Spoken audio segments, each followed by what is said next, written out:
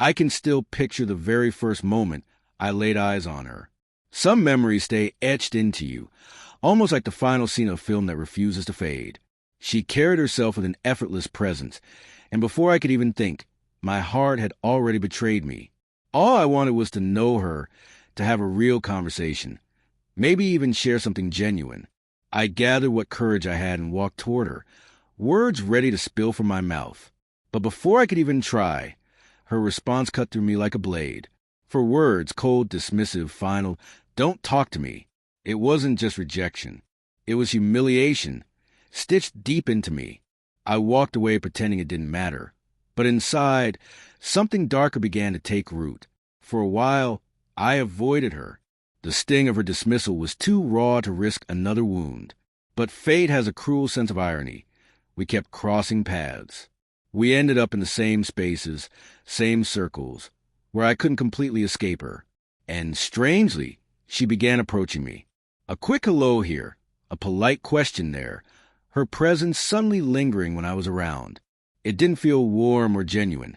It felt calculated, like shadows mixing with light.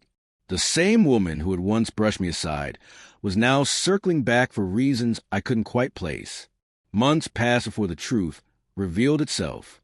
One day, my phone lit up with her name. The message was short but heavy. She wanted money. At first, I thought I misread it. Money from me? The very person she once dismissed as if my presence was worthless? Her words in the past echoed in my head. "Don't talk to me." And now here she was, breaking her own barrier out of desperation. I thought I'd feel satisfaction, but instead I was torn between anger and a strange flicker of pity. Still, something about it felt wrong. I didn't act immediately. I asked around. Through whispers and stories from mutual friends, the truth came out.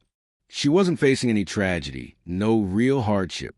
Her crisis was her own doing, reckless spending, shopping for brands she couldn't afford, vacations flaunted online, nights outpiled on credit she could never repay. She wasn't asking for survival. She was begging for rescue from the weight of her own choices. That realization shifted something in me. I was no longer the humiliated boy she once cut down. I was in control now. She kept sending messages, layered with empty promises, sweetness that rang false. "I'll pay you back.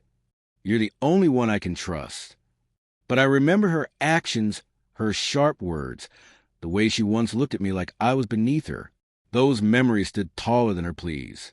The day came when she finally confronted me in person. She looked smaller than I remembered, her confidence stripped away, her hands trembling slightly as she spoke. "I just need a little help," she said softly, eyes darting nervously. Excuses tumbled from her lips, promises wrapped in fragile desperation. I listened quietly, letting her speak, letting her try to build something between us that had never truly existed. When her words ran dry, I leaned in, calm and steady. And with the same sharpness she once used on me, I gave her my answer, "Don't talk to me." The shock in her eyes told me everything. In that instant, the power had shifted. What once crushed me now freed me. Word spread quickly after that. Whether she told people herself or they pieced it together didn't matter. Her reputation began to crumble. Others noticed the patterns, the manipulation, the way she used people until they broke. And one by one, doors closed in her face. As for me, I didn't feel cruel. I felt whole again. The weight she once held over me had vanished, replaced by a quiet dignity. I hadn't destroyed her. She had done that herself. Sometimes, justice doesn't come with shouting or revenge. Sometimes it comes softly, like an echo. The same words she once used to humiliate me came back to her, but when I said them, they weren't meant to crush.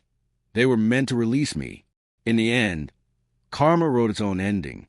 And for me, using her own words as my shield was more than enough.